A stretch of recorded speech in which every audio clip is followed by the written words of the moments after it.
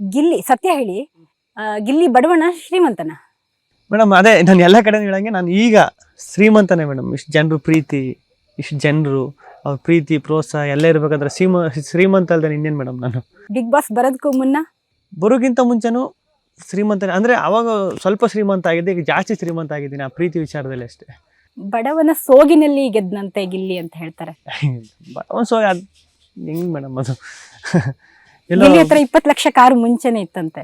ಆ ಸೆಕೆಂಡ್ಸ್ ಅದು ನಿಮಗೂ ಹೇಳಿದ್ದೀನಿ ಮೇಡಮ್. ಸೆಕೆಂಡ್ಸ್ ಕಾರ್ ತಗೊಂಡಿದ್ದೆ ಇತ್ತು, ಅಂದರೆ ಕಾರ್ ತಗೊಂಡ ತಕ್ಷಣ 24 ಲಕ್ಷ ಕಾರ್ ಇದ್ದ ತಕ್ಷಣ ಈಗ ಅದು ಹೆಂಗೆ ಜಡ್ಜ್ ಮಾಡ್ತೀರಾ ಅನ್ನೋದು ಮ್ಯಾಟ್ರ್ ಆಯ್ತದಲ್ಲ ಮೇಡಮ್.